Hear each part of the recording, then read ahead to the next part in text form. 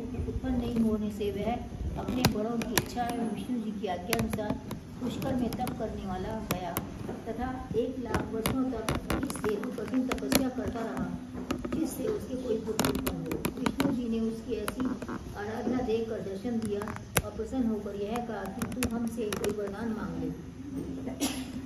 तब उसने कहा, हे विष्णु जी, मैं ऐसा पुरुष चाहता हूँ जो महावीर हो और मेरे अधीन हो, वह सारे संसार पर विजय प्राप्त करे तथा बहुत बुद्धिमान हो। विष्णु जी यह प्रार्थना स्वीकार कर उसे वरदान देकर अंतर्धान हो गए।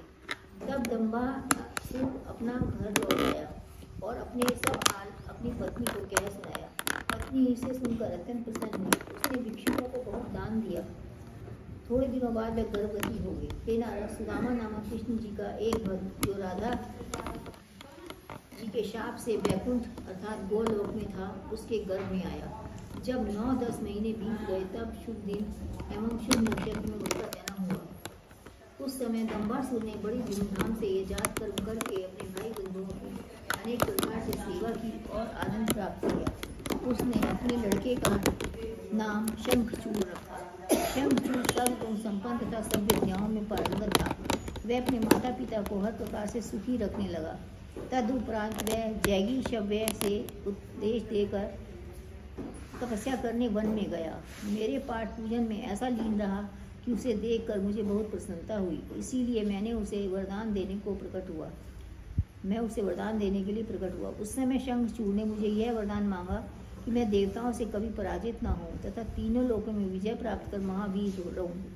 मैंने उसको मुँह मांगा वरदान देकर कृष्ण कवच प्रदान किया।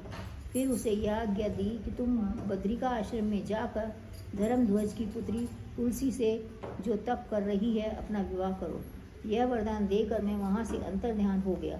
शंखचूड़ ने कृष्ण कवच को सिद्ध करके अपने कंठ पर बांध लिया तथा उस स्थान पर अर्थात बद्रिका आश्रम में जहाँ तुलसी तपस्या करती थी जा पहुँचा।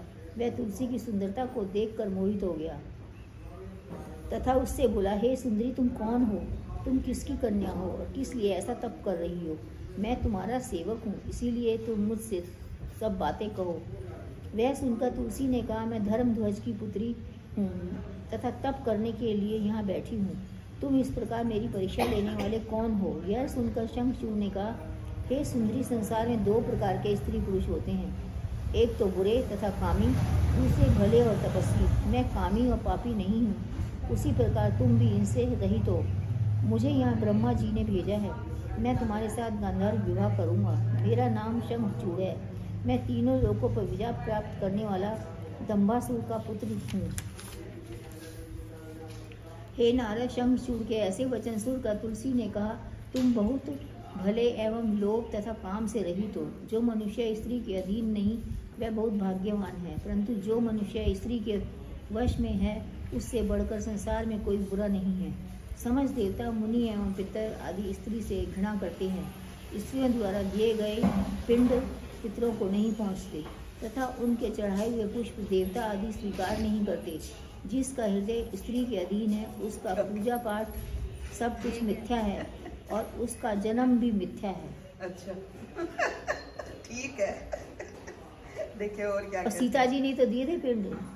जब गाय ने झूठ बोल दिया था तभी तो गाय को उन्होंने शाप दिया था कि गाय विष्टा खाएंगी और कुआरी गया भी जाके बड़ी सी। हाँ पिंड। अच्छा।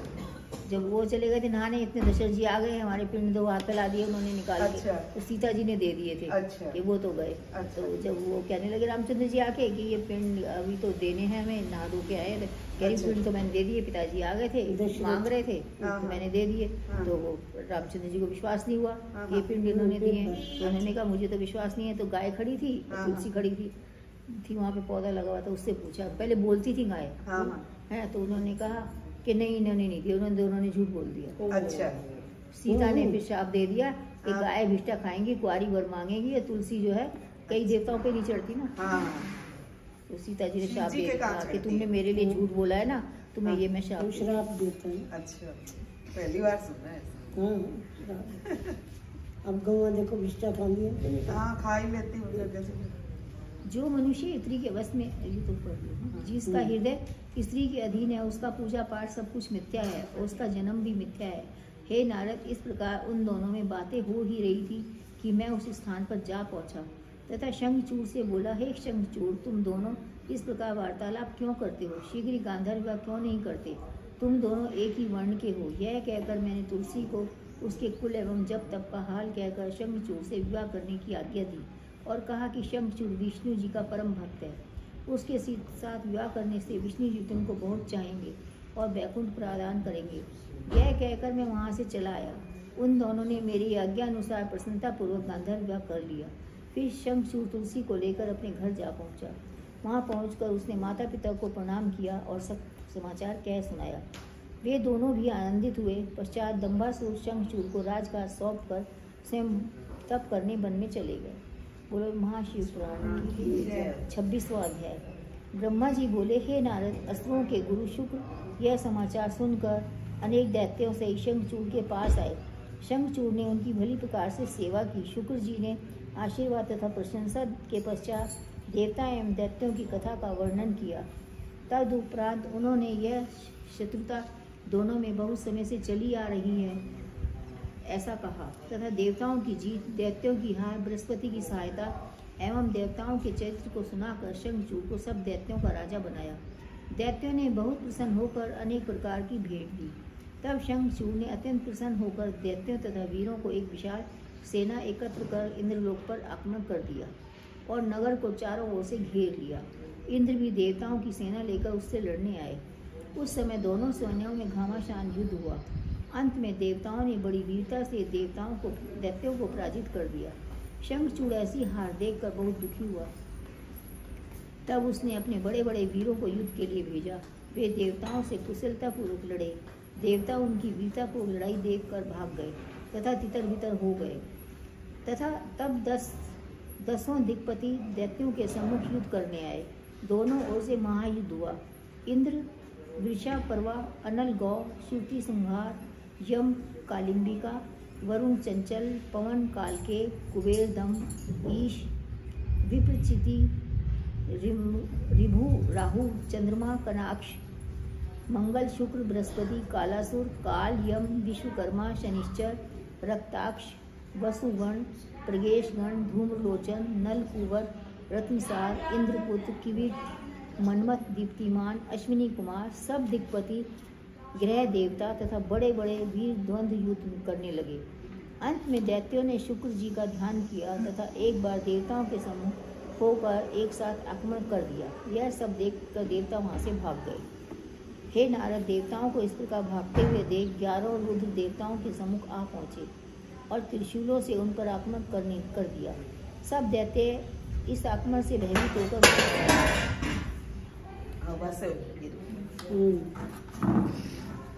जब शंखचूड़ ने दैत्यों की यह दुर्दशा देखी तो उसने अनेक बाण चलाए जिससे देवता भाग गए, परंतु 11 रुद्र वहां पर युद्ध स्थल में खड़े रहे। उस समय यह आकाशवाणी हुई, हे देवताओं, शंखचूड़ को 11 रुद्र किसी प्रकार परास्त न कर सकेंगे और न उन्हें मारने में ही सफल होंगे, क्योंकि ब्रह्मा जी के वरदान से यह संपूर्ण लोकों का राजा होगा। तुम लोग यहाँ से चले जाओ तथा उस अवसर की प्रतीक्षा करो। देवताओं ने इस आकाशवाणी को सुनकर युद्ध बंद कर दिया। इस प्रकार देवता विजयी होकर आनंद के साथ अपने घर लौट गए। तब शंखचूड़ संपूर्ण पृथ्वी का राजा हुआ। उसने देवताओं का द्रव्य दैत्यों को दे दिया। उसने इंद्र के पद को धारण किया। उसके राज्य में किसी प्रकार से कोई दुख न हुआ। सब लोग अपने अपने वर्ण, धर्म, कर्म तथा आश्रम में भली प्रकार स्थित रहे। शंखचूड़ श्री कृष्ण जी का परम भक्त था। यद्यपि वह राधा जी के शाप से दैत्य रूप में उत्पन्न हुआ, परंतु दैत्यों के समान उसमें कोई लक्षण ना था। बोलो श्री महापुराण जय। बोलो 27वां अध्याय। नारद जी बोले, हे पिता, शंखचूड़ को राधिका जी ने किस काम से रुष्ट होकर श्राप दिया था, वह मुझे बताइए। ब्रह्मा जी बोले, हे नारद, कृष्ण जी गौलोक में निवास करते हैं। वहाँ कृष्ण जी के परम मित्र सुदामा रहते थे। राधा जी ने उनका अनाचार देख कर उन्हें शाप दिया, जिससे उन्होंने दैत्य का शरीर धारण किया। नारद जी बोले, हे पिता, गौलोक कहाँ है? क्या उसी को गौलोक कहते हैं जहाँ श्री कृष्ण जी विराजमान हैं? ब्रह्मा जी ने उत्तर दिया, हे पुत्र, प्रथम मेरा लोक है जहाँ मैं शिव जी का ध्यान में सदा मग्न रहता हूँ। उसके ऊपर वैकुंठ है जहाँ विष्णु भगवान विराजमान है उसके ऊपर शिव जी का शासन है। जहाँ शिव जी के भक्त रहते हैं उन्हें शिव जी के भजन से किसी प्रकार का खेद तथा शोक नहीं होता। उसके ऊपर वीरभद्र का लोक है, वहाँ स्कंद अर्थात स्वामी कार्तिकेय रहते हैं। उसके ऊपर उमा लोक है जहाँ शिव रानी विराजमान है। उसके ऊपर शिव लोक है जहाँ शिव जी ब्रह्म जगत के स्वामी अंतर्यामी विराजमान हैं। उनको आनंदवन तथा काशी भी कहते हैं। वहाँ के राजा शिव जी हैं और तीनों देवताओं को उत्पन्न करने वाले हैं। मैंने इस प्रकार के शिव लोक का जो वर्णन किया है उसी के निकट गौलोक है। वहाँ श्री कृष्ण जी विराजमान हैं, अर्थात जहाँ शिव जी की गौएं रहती हैं वहाँ श्री कृष्ण जी का स्थान है। जिससे वे उनका पालन करें वह गोलोक ही कृष्ण लोक कहलाता है। प्रथम उसे शिव जी ने विष्णु जी को दिया था, परंतु जब विष्णु जी ने श्री कृष्ण का और लक्ष्मी जी ने राधा जी का अवतार लिया तब शिव जी ने उनका अभिषेक करके उन्हें ब्रह्मांड का राज्य दे दिया तथा उन्हें सबसे बड़ी पदवी दी। उस समय शिव जी ने यह कहा, हे श्री कृष्ण, जैसी तुम्हारी इच्छा हो तुम वैसा ही करना। तुम्हारी महिमा तथा बड़ाई विष्णु से अधिक होगी। तुम गोपियों के साथ विहार करना। इसी कारण श्री कृष्ण जी राधा को लेकर गोपियों के नगर में गए और गौओं का पालन करने लगे। एक दिन श्री कृष्ण जी ने राधा जी को वहीं भेज दिया और स्वयं विरजा के साथ विहार करने लगे। श्री राधा जी से यह बात किसी की सखी ने कह दी। राधा जी यह सुनकर अत्यंत क्रोधित हो उस चरित्र को देखने के लिए आईं। वे विरजा के घर जाकर रथ से उतरी और चाहा कि भीतर जाएं, परंतु सुदामा जो 1,00,000 गोपों के साथ द्वार पर बैठा था उसने राधा जी को अंदर जाने नहीं दिया। तब वह बहुत चिल्लाहट हुई। तब श्री कृष्ण जी ने जाना कि राधा जी आई हैं, इसलिए वे भयभीत होकर स्वयं वहाँ से अंतर्ध्यान हो गए तथा विरजा ने अपने शरीर को नदी बना लिया और जो चारों ओर मीठे जल से बह निकली। तब श्री राधिका जी ने अंदर जाकर दोनों में से किसी को ना पाया। तब उन्होंने श्री कृष्ण जी पर बहुत क्रोध किया। हे नारद, राधा जी विरजा को नदी के रूप में देखकर बहुत रोई।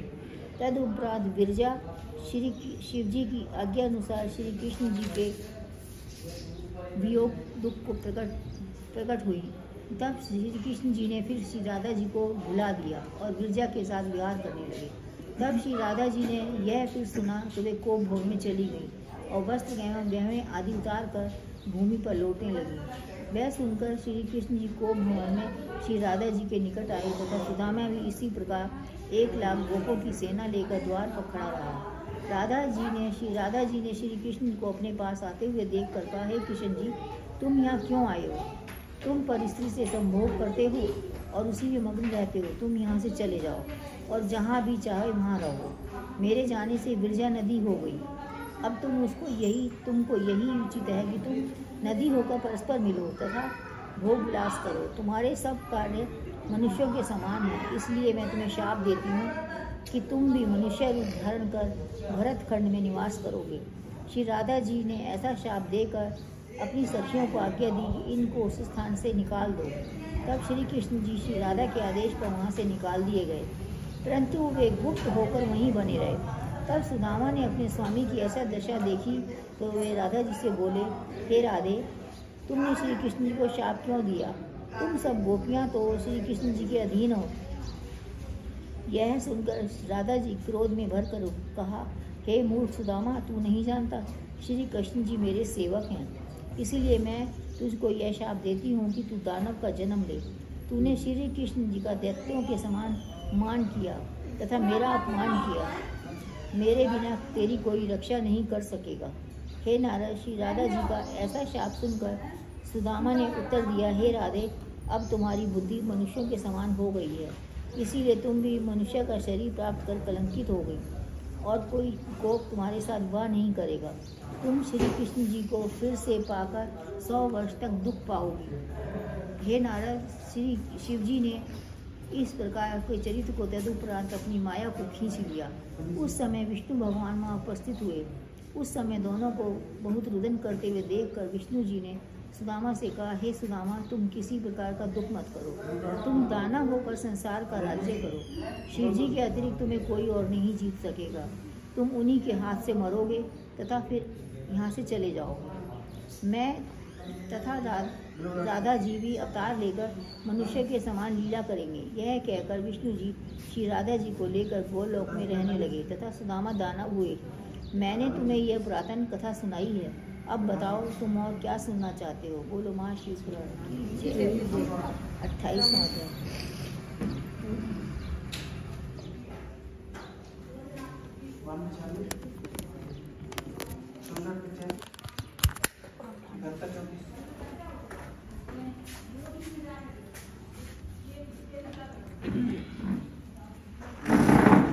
अट्ठाईसवां अध्याय। नारद जी बोले, हे पिता, अब आप मुझे यह बताइए कि शिव जी ने शंखचूड़ को किस प्रकार मारा। यह सुनकर ब्रह्मा जी ने कहा, हे पुत्र, शंख ने सब देवताओं को निकाल दिया तब इसी प्रकार राज्य करने लगा। तब सब देवता चिंता मग्न होकर इंद्र के पास गए तथा उनको आगे करके मुनीश्वरों सहित मेरे पास आए और शोकाकुल होकर शंखचूड़ का सब वृत्तांत सुनाने लगे। देखते भी नहीं है, कोई नहीं देखता, हम उनकी यह दशा देखकर मैं सबको विष्णु जी के पास लेकर गया तथा स्तुति कर शंखचूड़ का संपूर्ण वृत्तांत उन्हें कह सुनाया। हे नारद, तब विष्णु जी ने प्रसन्न होकर यह कहा, हे देवताओं, शंखचूड़ हमारा परम भक्त है, इसलिए यह त्रिशूल के अतिरिक्त और किसी शस्त्र से नहीं मरेगा। यह कहकर विष्णु जी हम सबको साथ लेकर शिव लोक में गए। वहां ड्योढ़ी पर पहुंचकर हम सब लोग शिव जी की आज्ञा अनुसार अंदर गए तथा उनकी स्तुति करते हुए बोले, हे सदा शिव जी, हम देवताओं के हाथ से मारे जाते हैं। यह दशा देखकर शिव जी हम पर दयालु हुए। शिव पुराण की 29वां अध्याय। ब्रह्मा जी ने कहा, हे नारद, शिव जी अत्यंत प्रसन्न होकर बोले, हे देवताओं, तुम निर्भय रहो, तुम्हारा सब प्रकार कल्याण होगा।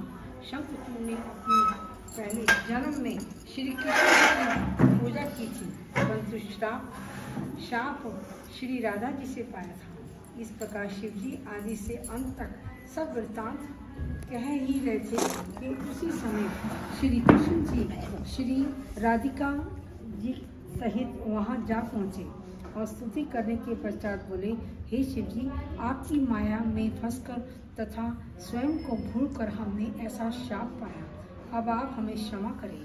यह सुनकर शिव जी ने कहा, हे श्री कृष्ण जी, हमारी ऐसी ही इच्छा थी। आपका अहंकार समाप्त करने के लिए ही हमने यह चरित्र किया था। अब आप अपने घर जाएं तथा आनंद पूर्वक रहें। जब आप दोनों क्रीड़ा कल्प में मनुष्य का शरीर धारण कर अवतरित होंगे, तब आपका शाप नष्ट हो जाएगा। आपका मित्र सुदामा दानव को लेकर इस समय शंखचूड़ कहलाता है। उसने देवताओं को बहुत दुखी किया है। हम उनका भी दुख दूर करेंगे। श्री कृष्ण से यह कहकर शिव जी ने देवताओं की ओर देखा तथा कहा, हे देवताओं, तुम कैलाश पर्वत पर जाकर रुद्र से, जो कि हमारे अवतार हैं, सब वृत्तांत कहो, वे तुम्हारे सब दुख दूर करेंगे। वे केवल देवताओं के लिए ही अलग रूप धारण किए हैं। हमारा वहाँ सद्गुण रूप उपस्थित रहता है। जो हम में तथा रुद्र में भेद समझता है, वह कष्ट पाता है। हे नारद, यह सुनकर हम सब अत्यंत प्रसन्न हुए। जब श्री राधा जी तथा श्री कृष्ण जी गोप सहित वहाँ से चले गए, तब मैं भी इंद्र आदि देवताओं सहित कैलाश पर्वत पर गया और रुद्र को प्रणाम करने के पश्चात यह प्रार्थना की, हे गिरिजापति, हम सब आपकी शरण में आए हैं, आप हमारे दुखों को दूर कीजिए। रुद्र ने उत्तर दिया, हे देवताओं, तुम अपना कार्य सिद्ध समझो तथा अपने अपने घर लौट जाओ। हम शंखचूड़ को सभी दैत्य सहित तुम्हारे मनोरथ मारकर तुम्हारे मनोरथ को पूरा करेंगे। शिव जी की ऐसी अमृतमयी वाणी सुनकर हम सब उन्हें प्रणाम करके अपने अपने घर लौट आए। बोलो शिव पुराण की जय। 30वां अध्याय। ब्रह्मा जी बोले, हे नारद, शिव जी ने शंखचूड़ के मारने का उपाय सोचकर अपने भक्त पुष्प दंत को बुलाया था। यह कहकर यह कहा, हे पुष्प दंत, तुम गंधर्वों के राजा हो, इसलिए शंखचूड़ के पास जाकर यह कहो कि तुमने देवताओं का राज्य छीनकर ठीक नहीं किया है। तुम माया के कारण अभिमानी एवं अहंकारी हो गए हो। अभी कुछ नहीं बिगड़ा है। तुमको यही उचित है कि देवताओं का राज्य उनको लौटा दो तथा व्यर्थ का कोई झाड़ा ना करो। यदि तुम अपनी मृत्यु नहीं चाहते हो तो पाताल में चले जाओ और वहाँ का राज्य करो, अन्यथा हम तुम्हें तुरंत ही मार डालेंगे। पुष्पदंत यह सुनकर शंखचूड़ के पास गया। उस समय वह एक ऊंची अटारी पर बैठा हुआ था तथा 3 करोड़ दैत्य उसकी सेवा कर रहे थे। ऐसी सेना देखकर पुष्पदंत आश्चर्यचकित हुआ।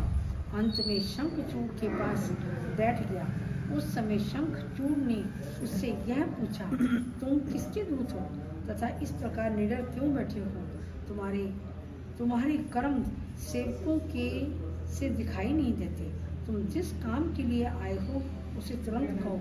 यह सुनकर पुष्पदंत ने सब वृत्तांत को जो शिवजी ने उससे कहा था शंखचूड़ को कह सुनाया तथा अपनी ओर से वह यह भी कहा कि या तो तुम देवताओं को राज्य लौटा दो, अन्यथा युद्ध करने के लिए तैयार हो जाओ। हे नारद, यह सुनकर शंखचूड़ ने कहा, हे दूत, हम शिवजी के भय के कारण देवताओं को राज्य नहीं देंगे। हम यह भली प्रकार जानते हैं कि पृथ्वी का यह राज्य दैत्यों तथा वीरों के लिए हम युद्ध करेंगे। हमें तो यह आश्चर्य है कि शिवजी ऐसे निस्वार्थ महात्मा होकर भी देवताओं की रक्षा करते हैं। हम प्रातःकाल कैलाश पर्वत जाएंगे, तब शिवजी को उच्च वह करें। यह सुनकर पुष्पदंत ने मुस्कुरा कर कहा, हे शंखचूड़, शिवजी परम श्रेष्ठ हैं। तुम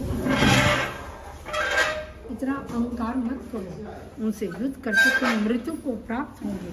पहले तुम अपने गणों से ही लड़कर देखो। उनका सामना करना तो बहुत ही कठिन है। पुष्पदंत ऐसे वचन कहकर चुप हो गया।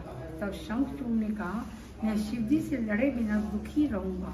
यह संपूर्ण सृष्टि काल से उत्पन्न होती है तथा काल से ही नष्ट हो जाती है। हे पुष्पदंत, तुम यह सारा वृत्तांत जैसा कि मैंने तुमसे कहा है शिवजी से कह देना।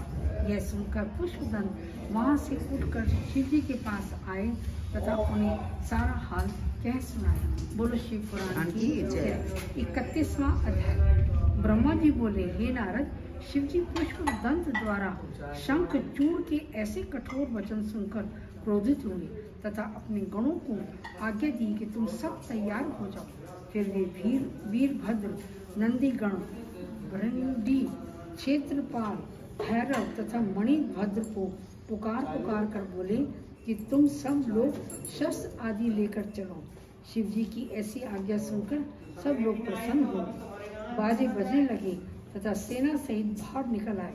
तब शिवजी ने यह कहा कि समस्त सेना तथा सेनापति हमारे साथ चले, परंतु गणपति अपनी सेना सहित यहाँ रह जाएं। इतना कहकर शिवजी शस्त्र आदि लेकर बैल पर चढ़कर चल दिए तथा कैलाश पर्वत के बाहर पहुंचकर ठहर गए। बड़े बड़े सेनापति गण वीरभद्र, नंदी, महाकाल, सुभद्रक, विकृत, पिंगलाक्ष, मणिभद्र, विरूपाक्ष, विशालक्ष, वाष्कल, गतिहूत, वृष, दृष्टिदंष्ट, कालंजर, दुर्गम, विद्रुम, बलभद्र, कपिल, कुटाम्बर, ताम्रनयन, विकर्ण, कीचर, वितवर, संतर्गतन, अभिलाषी, 8 भैरव, 11 रुद्र और क्षेत्रपाल आदि गणों के स्वामी तथा राजा भी शिवजी की सेना के साथ हुए। हे नारद, इतनी विशाल सेना के स्वामी वीरभद्र हुए। वीरभद्र की रक्षा के लिए भवानी सहस्त्र भुजा धारण की विमान पर चढ़कर आई। उसके लाल वस्त्र थे तथा वे मुंडों की माला पहने हुए थे। उनके साथ में खप्पर था तथा उनके अनेक प्रकार के शस्त्र थे। उनके पीछे देवता आदि की सेना थी, जिसमें इंद्र, वरुण, कुबेर, पवन, सूर्य चंद्रमा आदि नवग्रह, वसुकर्मा, अश्विनी कुमार, बृहस्पति, धर्म, आठों वसु आदि समस्त देवता थे। ये सभी शिवजी की सेना के साथ हुए। शिवजी ने सबको अलग अलग उठाया तथा कृपा दृष्टि से सबकी ओर देखा, जिससे उनको बड़ी शक्ति प्राप्त हुई।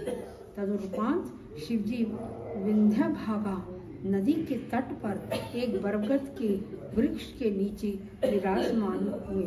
बोलो शिव पुराण की जय। 32वां अध्याय। ब्रह्मा जी बोले, हे नारद, जब पुष्पदंत शंखचूड़ के पास से चले आए तब शंखचूड़ अपनी रानी के पास गया और प्रातःकाल शिवजी से युद्ध करने का वृतांत उसे कह सुनाया। उसे सुनकर रानी शोकाकुल होकर रोने लगी तथा बोली, हे नाथ, शिवजी के सब अधीन हैं, आप उनसे युद्ध करते हैं। आपको यह उचित नहीं है कि आप उनसे बैर करें। इस प्रकार शिवजी की महिमा का वर्णन करके वह बोली, हे स्वामी, कल रात्रि को मैंने एक बुरा स्वप्न देखा, अर्थात मेरा बायां अंग फड़का है। यह अपशकुन देखकर आपको शिवजी से युद्ध नहीं करना चाहिए। शंखचूड़ ने उसकी बातों पर कोई ध्यान न देते हुए कहा, हे प्रिय, दुख की कोई बात नहीं है। तीनों लोकों में सब कार्य समय अनुसार होते हैं। समय पर ही अच्छी तथा बुरी बातें, सुख दुख, वृक्षों एवं पुष्पों का फलना फूलना, देवताओं तथा सृष्टि की उत्पत्ति, संसार का जीवन मरण तथा अंतकाल आदि सभी कार्य होते हैं। हे नारद, शंखचूड़ ने इस प्रकार अपनी स्त्री को समझाकर उसके साथ संभोग किया और अपने धर्म को भूल गया। उसकी स्त्री को यह भोग करना अच्छा ना लगा, क्योंकि वह सदा शिवजी के साथ युद्ध करने जा रहा था। परंतु शंखचूड़ ने उसे बहुत कुछ समझाकर भोग विलास करता रहा। प्रातःकाल उठकर उसने अपने पुत्र को तिलक दे दिया, फिर अपनी रानी को रोते हुए देखकर अपने पुत्र को आदेश दिया तथा स्त्री को उसे सौंपकर शिवजी के साथ युद्ध करने के लिए चल दिया। उसने सेनापति को बुलाकर कहा, आज हमारी परीक्षा का दिन है, इसलिए तुम अपनी संपूर्ण सेना साथ ले चलो। शिवजी देवताओं को राज्य देने तथा मुझे अपने अधीन करने की इच्छा रखते थे, इसलिए चलकर भली भांति युद्ध करो। 86 कुल कम्बु दैत्य, 50 कुल असुर बंदर, 1 कोटि वीर्य तथा 7 कुल दानव धौम्र, यह सब शस्त्र आदि लेकर चले तथा कालक भी अपनी सेना को साथ लेकर चले। यह आज्ञा देकर शंखचूड़ घर से निकला तथा सोने चांदी के विमान पर चढ़कर शिवजी के साथ युद्ध करने चल दिया। उस समय युद्ध के बाजे बजने लगे। सब सेना तथा सेनापति प्रसन्नता पूर्वक चले जा रहे थे। शंखचूड़ उस स्थान पर आ गया जहाँ शिवजी विराजमान थे। वहाँ पहुंचकर वह राजनीति का स्मरण कर शिवजी की सेना से कुछ दूर पर ही ठहर गया। बोलो शिव पुराण की जय। 33वां अध्याय। ब्रह्मा जी ने कहा, हे नारद, शंखचूड़ ने एक दूत भेजा। यह दूत वहाँ से शिवजी के पास चला गया। शिप्रा नदी के पास वहाँ शिवजी विराजमान थे। पहुंचकर उसने शिवजी को प्रणाम किया और कहा, शंखचूड़ ने यह पूछा है कि आपकी क्या इच्छा है। शिवजी ने उत्तर दिया, तुम शंखचूड़ को हमारी ओर से जाकर कह देना कि तुम मूरज के वंशज हो तथा सुदामा हम तुम्हारा नाम था। पिछले जन्म में तुम श्री कृष्ण के मित्र थे, परंतु श्री राधा रानी के शाप से इस जन्म में दैत्य हुए हो। इसलिए तुमको उचित है कि पूर्व जन्म एवं धर्म का स्मरण कर देवताओं के साथ शत्रुता न रखो। तुम योग्यता पूर्वक राज्य करो तथा देवताओं को हर प्रकार से सुख पहुंचाओ। तुम तथा समस्त देवता कश्यप मुनि द्वारा उत्पन्न किए हुए हो, इसलिए तुम में किसी प्रकार का अंतर नहीं है। सबसे बड़ा पाप अपने बंधु बांधवों से शत्रुता रखनी है। हम किसी की ओर नहीं हैं, परंतु हम सेवा से प्रसन्न रहते हैं और अपने सेवक की सदैव रक्षा करते हैं। शिव जी ने इसी प्रकार बहुत से आदेश देकर वेद तथा धर्म शास्त्र की नीति आदि का दूत से वर्णन किया। हे नारद, उसे सुनकर दूत ने उत्तर दिया, हे शिव जी, आपने जो यह कहा है कि परस्पर की शत्रुता दुखदायी होती है, यह सत्य है, परंतु विष्णु जी ने राजा बलि के साथ छल करके उनका नगर एवं राज्य छीन लिया तथा उनको पाताल भेज दिया। क्या उन्होंने यह उचित किया था? क्या उनको यह भी उचित था कि जो उन्होंने बलि के पिता को मार डाला? फिर जब देवताओं एवं दैत्यों के सागर मंथन किया तब देवताओं को अमृत क्यों मिला? महिषासुर को देवी जी ने बिना किसी दोष के क्यों मार डाला? फिर तारक तथा त्रिपुर भी मारे गए। इसी प्रकार अंधक, गज एवं जलंधर आदि की मृत्यु हुई। क्या देवता बुद्धिहीन थे जो उन्हें यह नहीं मालूम था कि अपने भाइयों के साथ शत्रुता करना पाप है? क्या आप इसको जाति द्रोह नहीं कहेंगे? हे शिव जी, आपको उचित है कि देवताओं तथा दैत्यों के युद्ध में आप ईश्वर होके पक्षपात ना करें, क्योंकि शत्रुता एवं मित्रता समान लोगों से होती है। आप जैसे ईश्वर तथा स्वामी को यह उचित नहीं है कि आप हमारे साथ युद्ध करें। क्या आपको ऐसे कार्य पर लज्जा नहीं आती? हे नारद, दूत की ऐसी बातें सुनकर शिव जी ने हंसते हुए कहा, हे दूत, हम किसी का पक्षपात नहीं करते। अब हमारे उपस्थित होने का कारण यह है कि इंद्र आदि देवता हमारी शरण में आए हैं। तुम शंखचूड़ से यह कहना कि तुम सब दैत्यों से बड़े हो तथा कृष्ण रूपी विष्णु जी के परम भक्त हो, इसलिए तुम भी उनके समान तथा परमोत्तम हो। इसलिए तुमसे युद्ध करते समय हम लज्जित नहीं हैं। तुमसे अधिक कहना व्यर्थ है।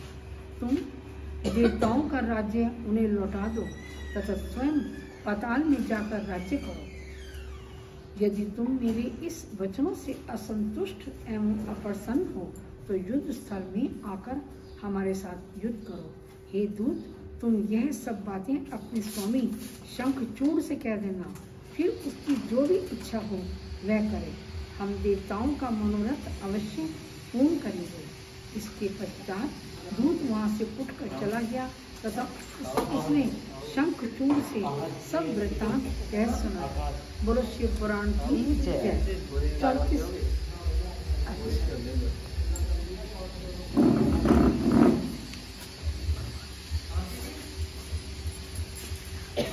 बीटा 2 अमेज़न से आया इधर से। हाँ हाँ ब्रह्मा जी ने कहा, हे नारद, दूत के मुख से ऐसी बातें सुनकर शंखचूड़ अत्यंत क्रोधित हुआ तथा उसने युद्ध करना ही उत्तम समझा। फिर वह देवताओं से संधि न कर युद्ध की तैयारी में लग गया। उसने अपनी सेना सजाकर तैयार की और युद्ध की बाजे बजवाई। तदुपरांत वह युद्ध स्थल में जा खड़ा हुआ। उधर से शिव जी भी अपनी सेना सहित युद्ध स्थल में आ उपस्थित हुए।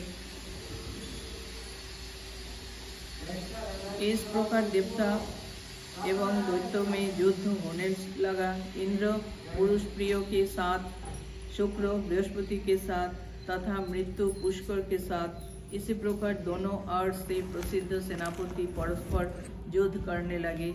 उस युद्ध में अनेक प्रकार के शास्त्रों का प्रयोग किया गया, जिनके आघात से अनेक देवता, दैत्य तथा हाथी घोड़े मारे गए। इसी प्रकार वह युद्ध बहुत दिनों तक चलता रहा। न किसी की विजय हुई और न किसी की हार हुई। अंत में दैत्यों ने देवताओं पर बड़े जोर का आक्रमण किया, जिससे भयभीत होकर देवता भागकर तितर-बितर हो गए। यह देखकर वीरभद्र तथा नंदी आदि शिवजी के गण युद्ध क्षेत्रों में आ उपस्थित हुए। वीरभद्र ने अपने त्रिशूल द्वारा सब दैत्यों को पूर्ण बना दिया। उस समय दैत्य भी युद्ध स्थल छोड़कर भागने लगे।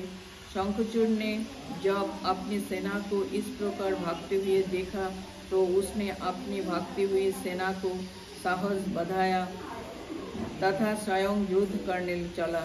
फिर उसने ऐसी भीषण बाण वर्षा की, जिससे शिव जी के सब गण भयभीत होकर भाग गए। केवल नंदी तथा वीरभद्र जो शिवजी के अंश से उत्पन्न हुए हैं युद्ध स्थल में खड़े रहे।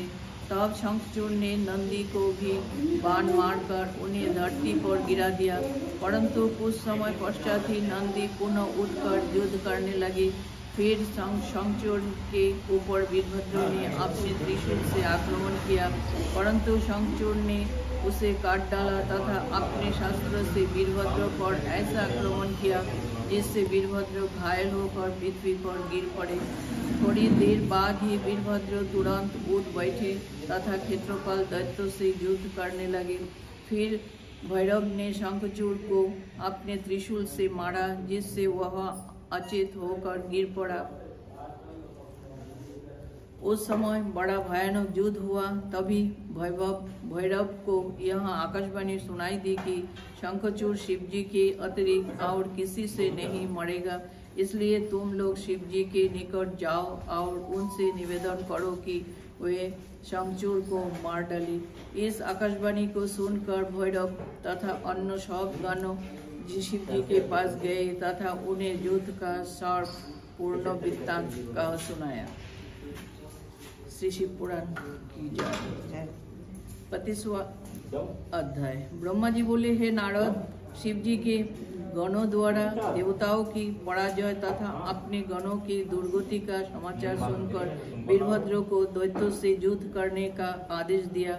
वीरभद्र तुरंत ही शिव जी की आज्ञानुसार सेना सहित युद्ध स्थल में गए और वहां पहुंचकर वीरभद्र ने शिव जी के समान शंख बजाया तथा क्रोध प्रकट किया। उस शंख की ध्वनि को सुनकर तथा वीरभद्र के क्रोध को देखकर दैत्य कांप गए।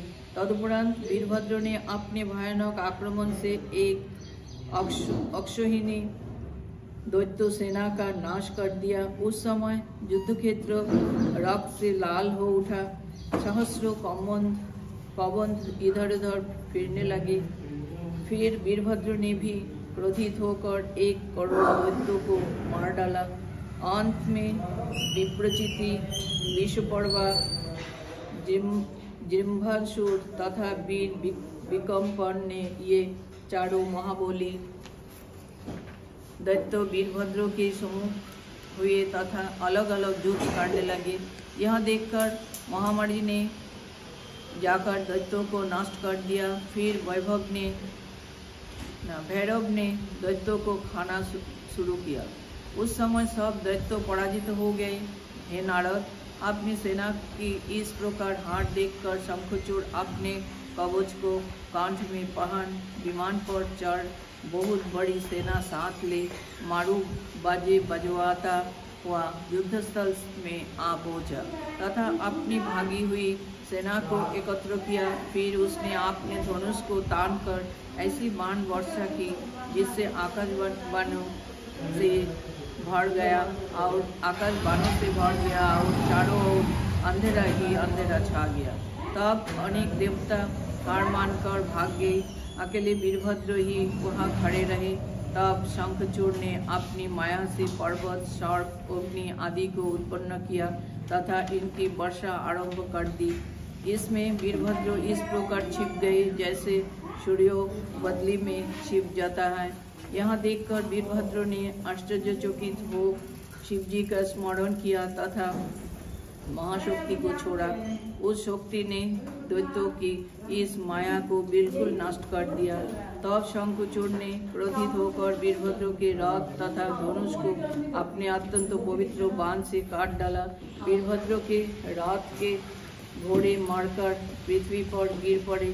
तब शंखचूड़ ने दूसरा बाण वीरभद्र पर छोड़ा जिससे वीरभद्र मूर्छित होकर पृथ्वी पर गिर पड़े।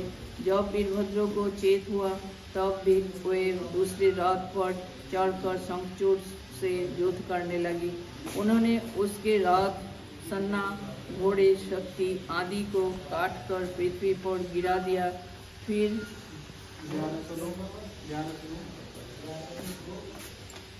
पृथ्वी पर गिरा दिया। फिर उसके सारथी को मारकर अपनी शक्ति से शंखचूड़ को भी अचेत कर दिया। थोड़े समय के पश्चात जब शंखचूड़ सचेत होकर उठा तथा गर्जन करने लगा, तब वीरभद्र ने उसे पुनः अपनी शक्ति से गिरा दिया। इसी प्रकार वीरभद्र ने कोई बार उसे अचेत करके गिराया, परंतु शंखचूड़ ने उठकर अंत में अपनी साख से वीरभद्र पर आक्रमण कर ही दिया। वीरभद्र उसके प्रहार से पृथ्वी पर गिरकर मर गए। हे नारद, तब मृतक वीरभद्र को महाकाली ने उठाकर शिवजी के पास ले जाकर रख दिया और सब विस्तार पूर्वक कहा सुनाया। उस समय शिवजी ने वीरभद्र को स्पर्श किया, जिससे वे पुनः जीवित हो उठे। पुनः जीवित होते ही वीरभद्र चिल्लाने लगे तथा फिर से युद्धस्थल में जा पहुँचे। वहाँ उन्होंने अपने त्रिशूल से शंखचूड़ पर आक्रमण किया। तब शंखचूड़ उसके आघात से पृथ्वी पर गिर पड़ा। जब वह सचेत हुआ तब उसने वीरभद्र पर बाण वर्षा की, परंतु वीरभद्र पर उन बाणों का कोई प्रभाव न हुआ।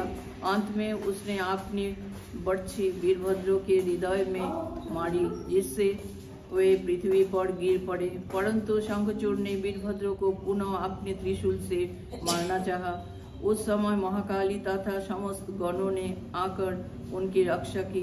दैत्य ने भी अपनी भागी हुई सेना को फिर एकत्र किया। दोनों सेनाएं पुनः रण क्षेत्रों में आ डटी। अंत युद्ध पुनः आरंभ हो गया। श्री शिव पुराण 36वां अध्याय। ब्रह्मा जी बोले, हे नारद, इस बार युद्ध बहुत भयानक हुआ, जिससे दिन रात के समान दिखाई देने लगा। काली जी ने ऐसा भयंकर शब्द किया, जिससे सब दैत्य अचेत होकर पृथ्वी पर गिर पड़े। फिर काली जी ने महामद का पान कर नृत्य करना आरंभ कर दिया। यह देखकर दैत्यों को अत्यंत दुख एवं शोक हुआ, परंतु देवता प्रसन्न थे। तब शंखचूड़ फिर सब दैत्यों को एकत्र करके रणक्षेत्रों में खड़ा हो वीरभद्र से युद्ध करने लगा। लड़ते लड़ते दोनों वीरों के शरीर इस प्रकार घायल हो गए, जिस प्रकार फूले हुए ढाक के वृक्ष हो। जब शंखचूड़ ने अग्निबाण चलाकर चारों ओर अग्नि फैला दी, तब वीरभद्र ने वरुणास्त्र छोड़कर उस अग्नि को बुझा दिया। इसी प्रकार शंखचूड़ ने अनेक प्रकार के बाण छोड़े, परंतु वीरभद्र ने सबको अपने बाणों द्वारा नष्ट कर दिया। अंत में शंखचूड़ ने अपने बाणों का कोई प्रभाव न दे नारायण बाण छोड़ा, परंतु वीरभद्र ने उसको भी पशुपत अस्त्र से दूर कर दिया। तब शंखचूड़ ने चक्र छोड़ा, उसे महाकाली ने तुरंत निगल लिया तथा शंखचूड़ को किसी प्रकार विजय प्राप्त न करने दी। फिर काली जी ने अपने धनुष, जिसका शब्द अंतकाल से कम न था, खींचकर अग्निबाण छोड़ा, परंतु शंखचूड़ ने वैष्णवास्त्र द्वारा उसे दूर कर दिया। तब काली जी ने नारायण शास्त्र छोड़ा, परंतु शंखचूड़ ने अपने रथ से उतरकर उसे दंडवत की, जिससे वह निष्फल होकर दूर हो गया।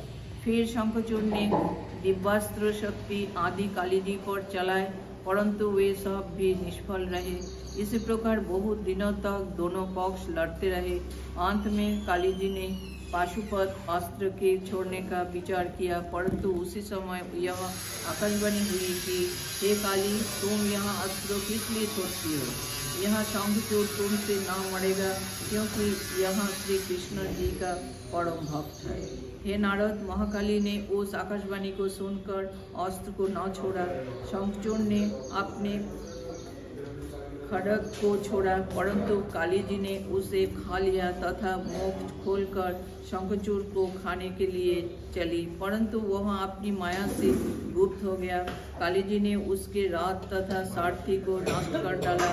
तब शंखचूड़ फिर प्रकट हुआ। काली जी ने उसे उठा तथा घुमाकर आकाश की ओर फेंक दिया तथा उठकर काली जी को प्रणाम किया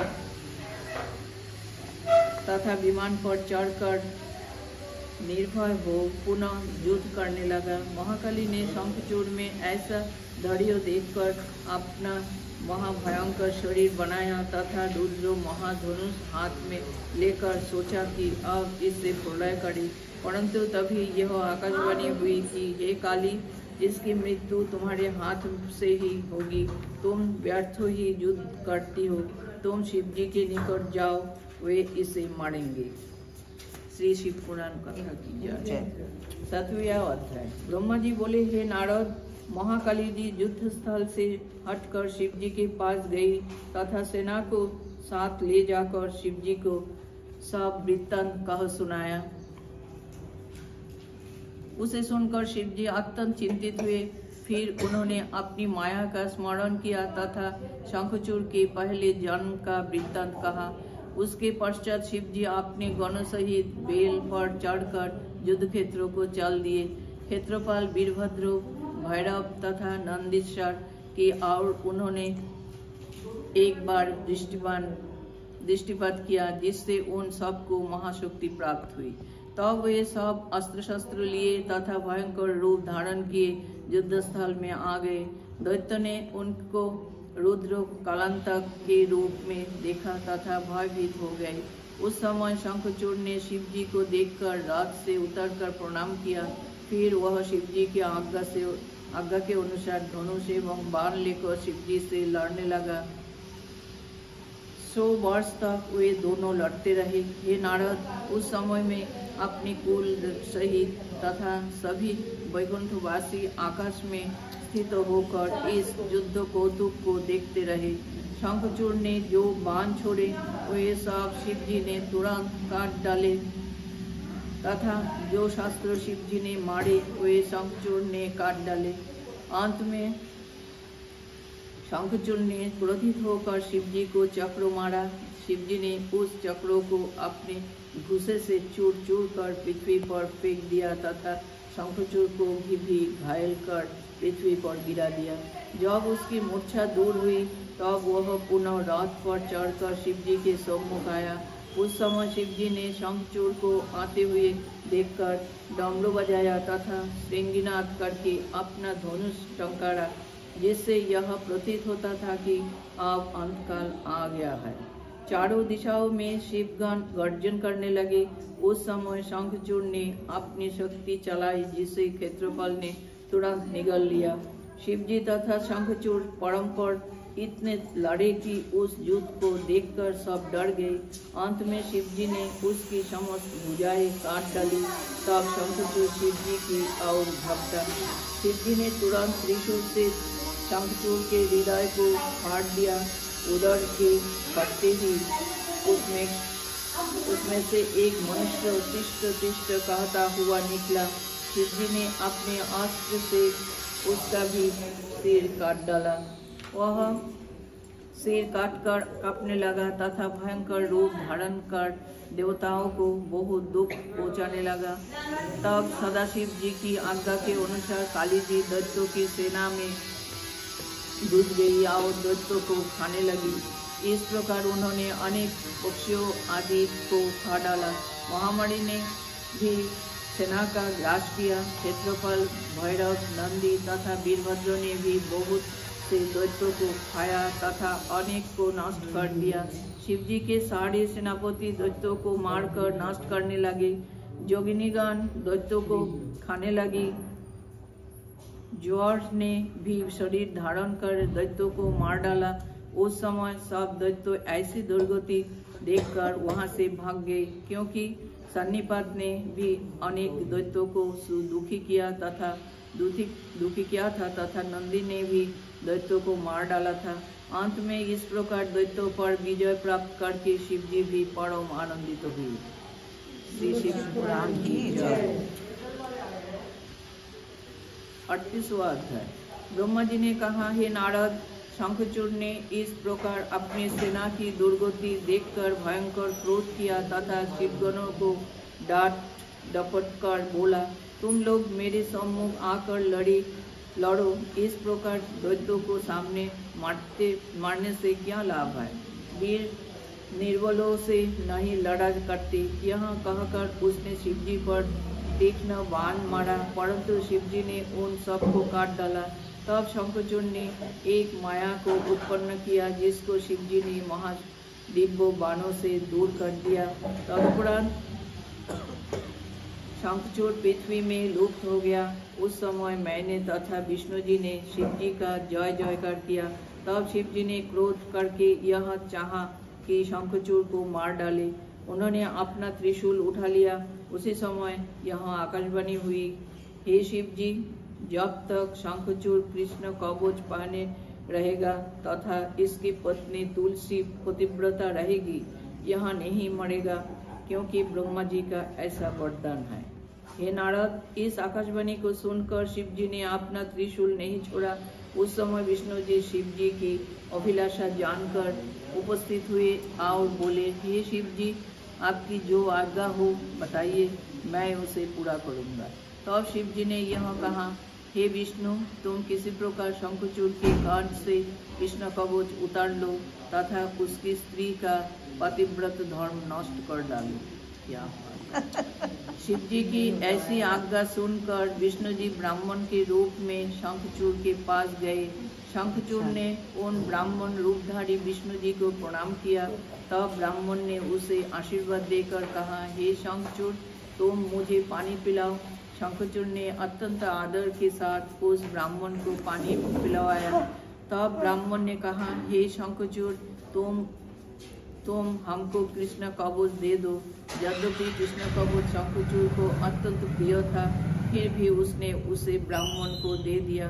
हे नारद, यदि शत्रु ब्राह्मण बनकर कोई वस्तु मांगे तो उसे निःशंक दान कर दे, चाहे प्राण भले ही चले जाए, परंतु ब्राह्मण विमुख न जाए।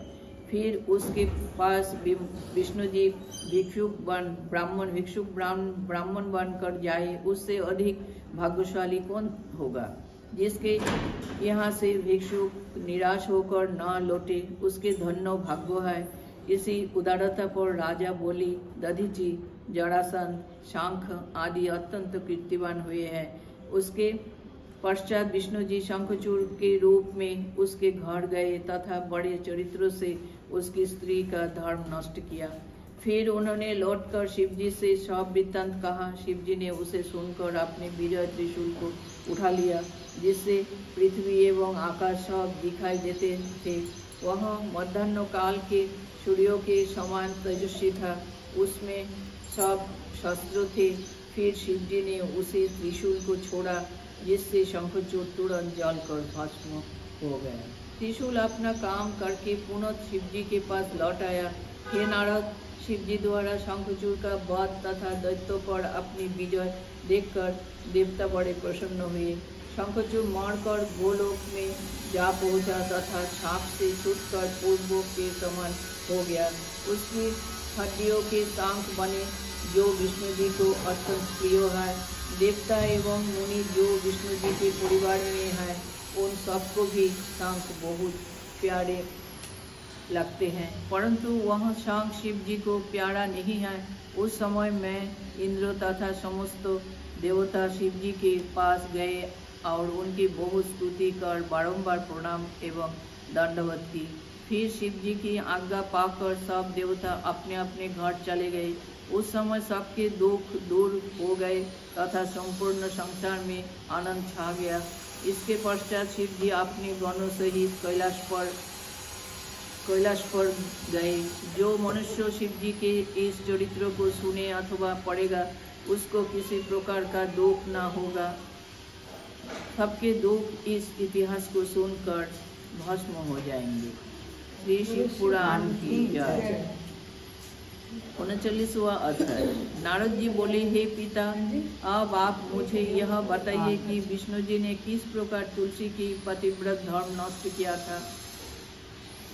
यह सुनकर ब्रह्मा जी ने कहा, हे नारद, यह चरित्र शिव जी एवं विष्णु जी की भक्ति को अधिक बढ़ाता है, इसलिए तुम इसको मौन लगाकर सुनो। विष्णु जी शंखचूड़ का वेश धारण कर तुलसी के घर गए तथा उसके द्वार पर पहुंचकर अपने विजय के बाजे बजवा दिए।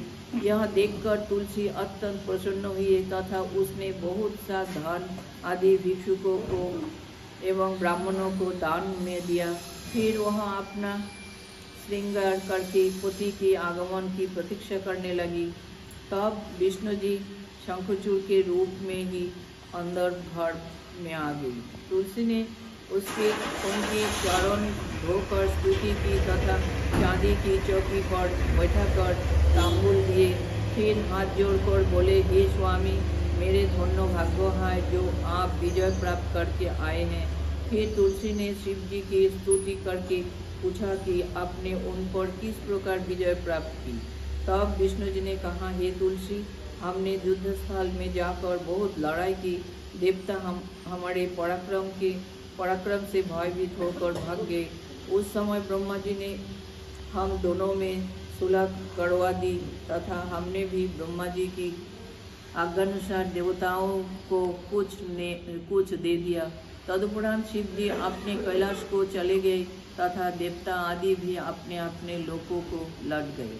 हे नारद, तुलसी को यह वृत्तांत सुनाकर विष्णु जी सेज को सजा हुआ देखकर तुलसी के साथ भोग विलास करने लगे। परंतु तभी तुलसी को कुछ संदेह उत्पन्न हुआ। उसने सोचा कि कहीं यो मेरे पति के रूप में कोई अन्य मनुष्य न हो। यह सोचकर तुलसी ने विष्णु जी से कहा, तुम शंखचूड़ नहीं हो, तुमने मेरे साथ छल किया है तथा मेरे पतिव्रत धर्मों को नष्ट किया है। अब सत्य सत्य बताओ कि तुम कौन हो। तब विष्णु जी ने डर कर कहा, हे तुलसी, हम विष्णु हैं। हमने यह कार्य देवताओं की भलाई के लिए ही किया है। यह कहकर विष्णु जी ने उसे अपने स्वरूप में दर्शन दिए।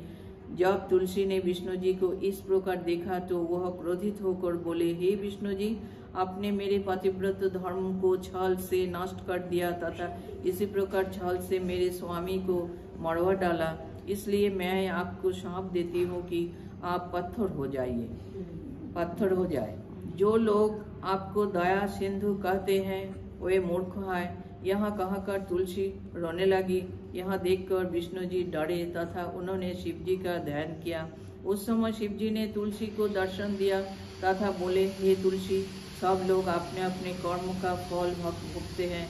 संसार में दुख एवं सुख कोई वस्तु नहीं है। यह संसार समुद्र के समान है जिसमें दोनों प्रकार का जल है।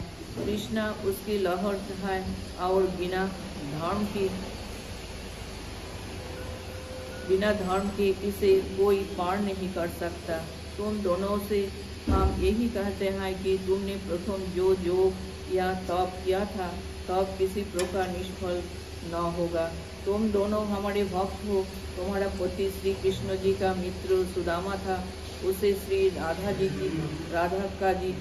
राधिका जी ने साप दिया था, इसलिए वह यहाँ आकर उत्पन्न हुआ।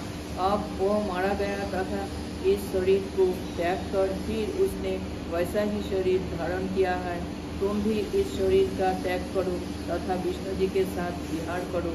देवताओं की भलाई के लिए हमने तुम्हारे पति का वध किया था,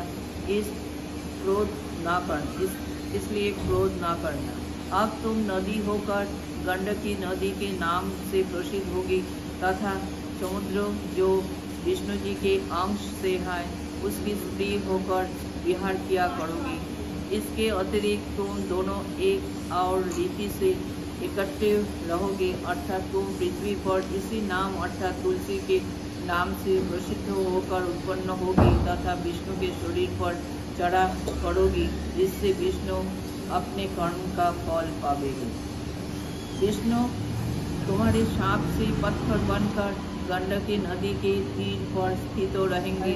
उस जगह बड़े बड़े तीक्ष्ण दांतों वाले भयानक जीव उत्पन्न होकर पत्थर को काटकर बहुत से गोल सीधे टुकड़े बनाया करेंगे। वे टुकड़े शालग्राम के नाम से प्रसिद्ध होंगे तथा जो टूटे फूटे टुकड़े होंगे केवल पत्थर कहलाएंगे।